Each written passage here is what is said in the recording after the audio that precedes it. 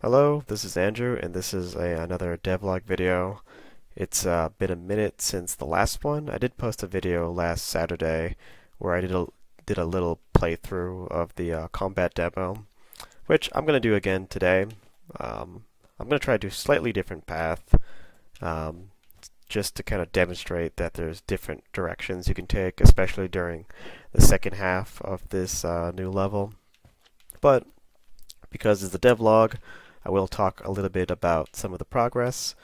As you could see, there's now visuals. I added, the background pictures and at least 80% of the tiling. I still plan to add a bunch more decorations to it. It still kind of looks pretty plain. We are supposed to be in a forest, so there's going to be trees and bushes and more, foresty type stuff laid about, and rocks in the cave-ish areas. So all of that's still kind of a work in progress, but I think I have enough where I'm gonna quote unquote release it. I mean, I've been releasing all the changes as I go, but I'm gonna start like asking playtesters to give the game a go, so I can get some pretty good feedback on the core mechanics of the combat. So even though this is the main purpose is to really test out the combat, I also wanted more practice on the level design. So a lot of the same elements from the platform demo are actually in the combat demo. That way, I can practice interweaving not just the combat mechanics, but then also what platforming looks like with the combat mechanics in mind. So there's still obviously a lot of work that needs to get done.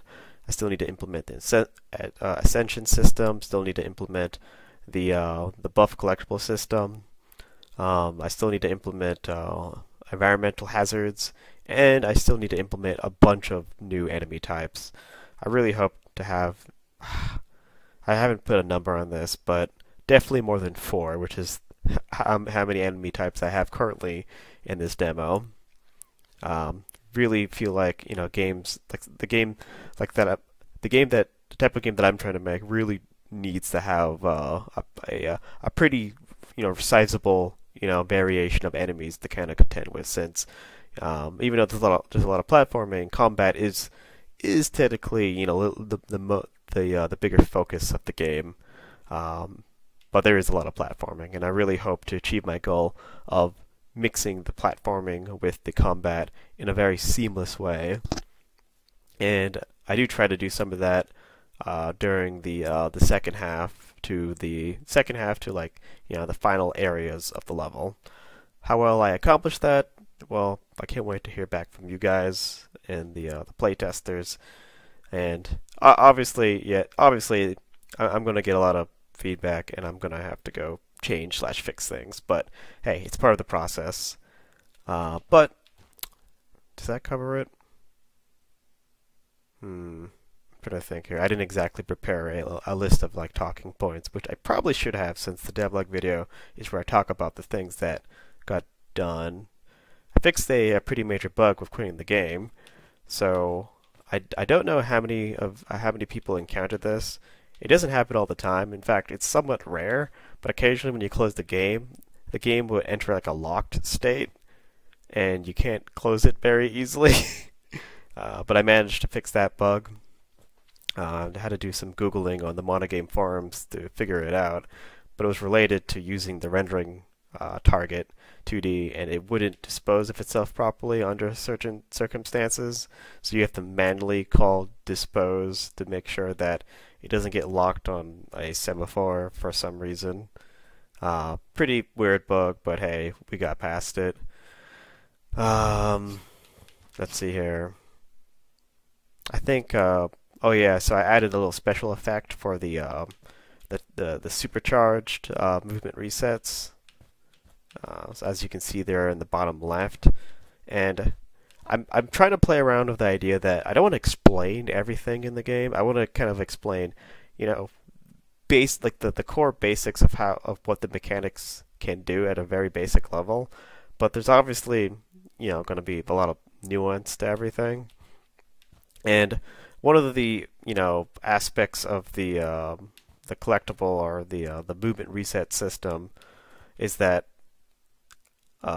if you collect a supercharged version of it, it should be pretty clear that like, oh, okay, well, I can use this many more times after I collect it. So, but I'm hoping players would, get it and figure it out through trial and error. Plus, the major hint is that there's coins leading way up into the air, so it's like, oh, I should probably follow the coins or something. But assuming that somebody gets that far, that's another concern, is that nobody gets this far. But I do want to test the limits to how far I can push the players. But I'm very curious to see how quickly people are able to figure out that, oh, that lightning thing there, well, if you get it, you get more of that movement reset. Oh, by the way, for those who might be watching this video first before any of my other videos, movement reset basically just, depending on the type of movement reset, it allows you to do another action again. Like, the red one basically resets your wall jump so you can keep wall jumping. And the supercharged version basically gives you a bunch of wall jumps. There's still a limitation, but effectively you can play the game like you're playing Hollow Knight with the wall jump mechanic, where you can just keep doing it. And there's a limitation of that, but it allows you it really opens up the platforming, and I can control where the player gets to do more extreme platforming, which gives me a lot more options for the level design. But without further ado, I think I've spoken enough, and I can't remember other. I usually have like a list of all the developments, but for the most part, the thing that I've been working on the most was building up the visuals for this level. So let's play it together, shall we? Oh, and once again, I'm not going to speak much while playing the level. I'm still not very good at talking while playing video games. I really should practice, but maybe during later videos I'll practice while playing more. Maybe I should do Let's Plays. Yeah. A while back, I used to do like small Let's Plays. Not really Let's Plays, but I used to play a ton of Dark Souls back in the day. I mean, I still play a ton of Dark Souls. I play a lot of Elden Ring. And I recently finished another playthrough of Hollow Knight. But I used to post a lot of my Dark Souls content. Although, to be fair, though, I don't think I really spoke much in it. It was mostly me just doing PvP shenanigans. Oh my god, yeah. I'm not playing well. Because I'm trying to speak while playing.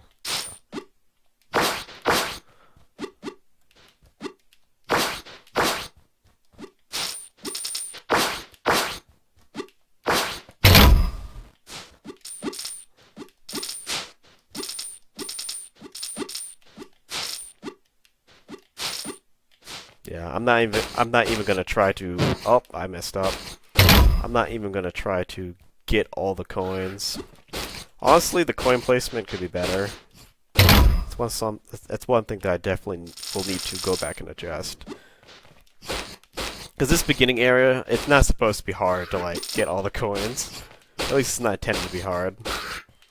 But obviously, if you're not being super careful, you can miss some of the coins.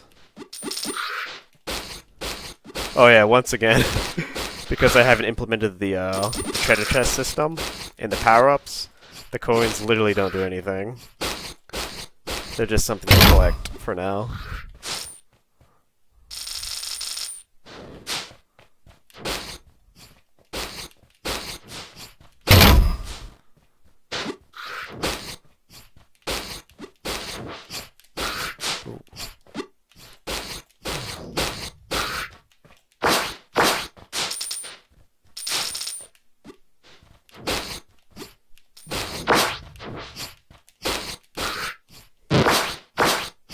I am going to die.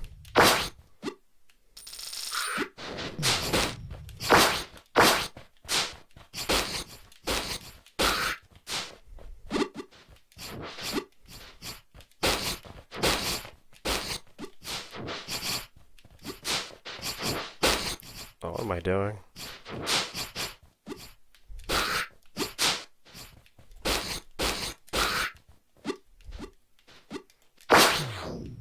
Why did I get off?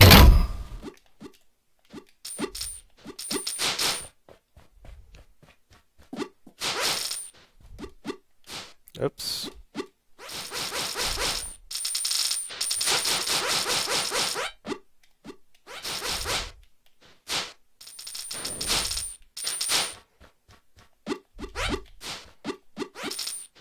For sake of time, I'm going to skip past all these enemies. Oops, missed all those coins. Oh, that's another thing. There's going to be cases where you don't need to kill all the enemies. But it's up to the user to figure that out. Oh, don't get by that.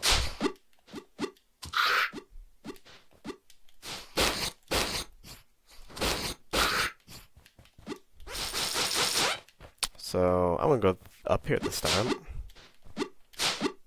I almost forgot where I needed to go there.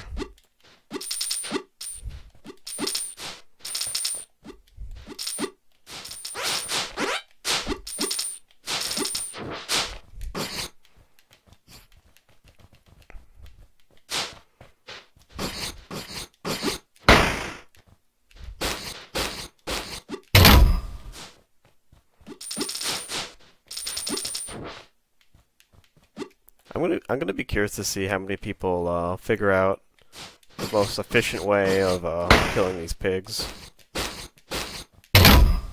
Because like what I expect most people to normally do when they encounter them for the first time is that they just wait for the pig to kind of like chase after them and then come back around.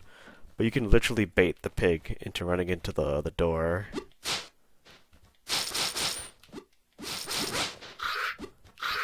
Right. I don't get by that. So what I expect people to mostly do is just kind of wait away from the wall. Wait, I gotta kill that guy first.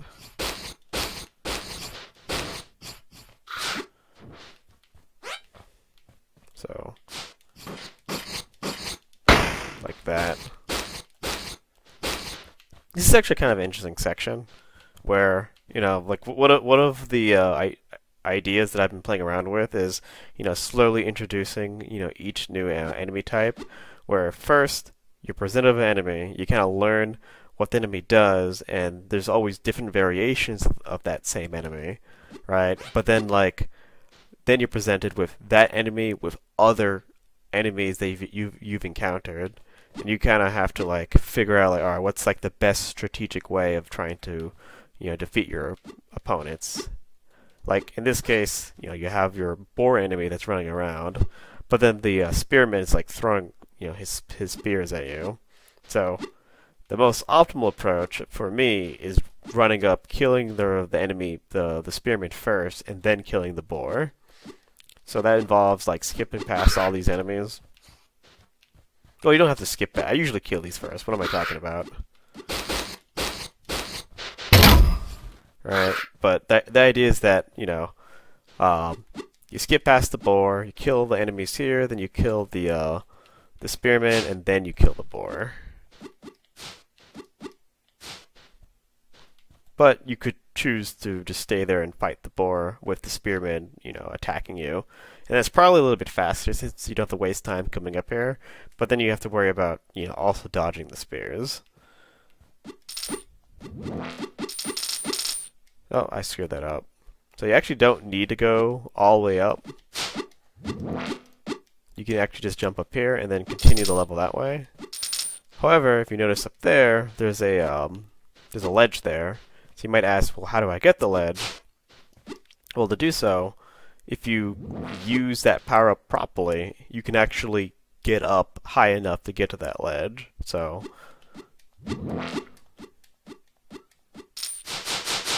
like that. So, but you have to use your max jump, and you have to use all your max, basically you have to use all your, what's it called, wall jump recharges.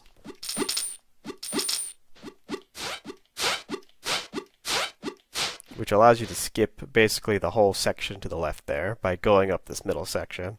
So yeah, I have a few instances where there's effectively like small branching paths where, there's a slightly longer route with more enemies, and there's going to be a slightly, shorter route with fewer enemies, or just but like more like platforming involved.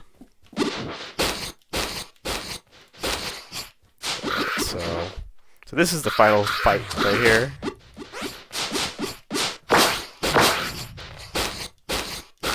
Okay, I cannot talk while doing this.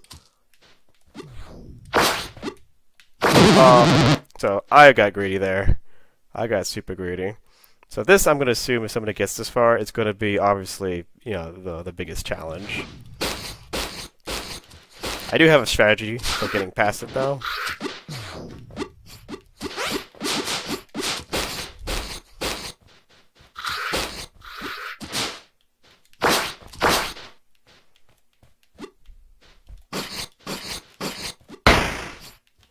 Oops.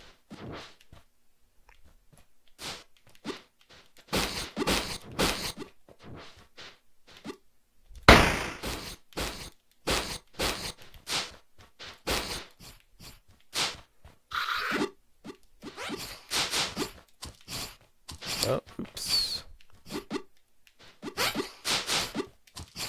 God damn it.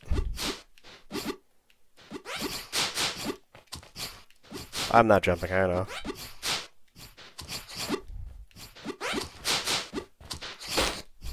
There we go. Unfortunately, I messed up.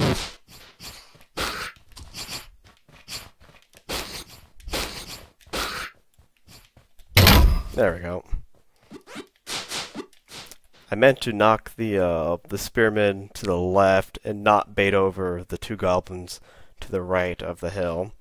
So there's some few aspects to the enemy AI which hopefully other people pick up on, but the mobs they can't like see behind them. There's a certain period of time where they won't aggro you until you either get close enough to them or you stay too long behind them, and then they'll start to fight you. You can actually use obstacles to kind of hide line of sight. So yeah, there's a lot of enemies in this area, but you can break them apart by only like dealing with certain enemies to the left side and then fight the other enemies to the right. Another big aspect is that you can bait people's what's it called, sight, or what is it, field of view? Yeah, the term is field of view. Like, so when you get into this area, the goblin spearman that's standing in the middle, he's going to be looking at you and try to like kill you with his spear. So you could stay over here and then like just fight the goblins, or you can come over here, not goblins, the boars, yeah. The boars, they're walking back and forth. So you can stay here and fight them, but the spearman's going to be attacking you, right? Which could be pretty overwhelming. You come over here, you can fight the goblins, but the spearman that's right over here, that's that would be directly above the knight. That spearman would be also fighting you unless you fight in this corner here, which could still be pretty difficult because you're fighting two goblins at once. So a strategy that I employ, and there could be other strategies, is to immediately get to the spearman here, kill him, as well as the slime, and then don't try to kill the spearman here, because if you try to kill the spearman here, you'll just end up knocking him off the ledge.